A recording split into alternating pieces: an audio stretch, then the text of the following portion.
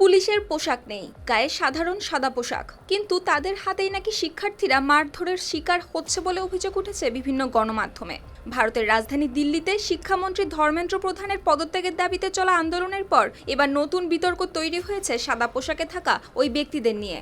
সমাজবাদী পার্টির নেতা অখিলেশ যাদব অভিযোগ করেছেন, পুলিশের পরিচয় গোপন রেখে আন্দোলনকারীদের ওপর হামলা চালাচ্ছে তারা।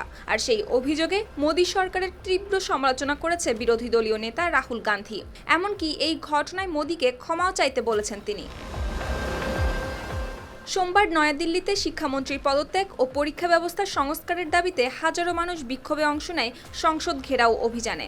পুলিশ ব্যারিকেড দিলে শুরু হয় ধস্তাধস্তি, পরে লাঠিচার্জ ও কাঁদানো গ্যাসে উত্তপ্ত হয়ে ওঠে পরিস্থিতি। দিল্লি পুলিশের দাবি, সংঘর্ষে 178 জন আহত হয়েছেন। এদের মধ্যে 118 জনই পুলিশ সদস্য এবং প্রায় 60 জন বিক্ষোভকারী।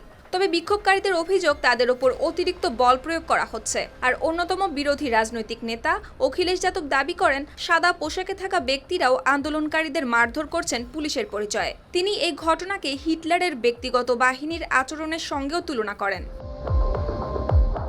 এদিকে ককরোচ জনতা পার্টির নেতা আশুতোষ রাঙ্কা জানিয়েছেন, শিক্ষামন্ত্রী ধর্মেন্দ্র প্রধান পদত্যাগ না করা পর্যন্ত চলবে এই আন্দোলন। সংগঠনটির অভিযোগ, প্রশ্নপত্র ফাঁস, ভুল মূল্যায়ন ও পরীক্ষা ব্যবস্থার অনিয়ম লাখো শিক্ষার্থীর ভবিষ্যৎ অনিশ্চিত করে তুলছে। এমনকি পুলিশি অভিযানের ঘটনায় প্রধানমন্ত্রী নরেন্দ্র মোদীকে ক্ষমা চাইতে বলেছেন রাহুল গান্ধী। এদিকে মোদী সরকার জড়িতদের কঠোর শাস্তির কথা বললেও শিক্ষামন্ত্রীর পদত্যাগ ও পুলিশি অভিযানের অভিযোগ নিয়ে সরাসরি কিছু বলেননি। ফলে রাজপথের ক্ষোভ এখন সংসদেও চাপ তৈরি করছে।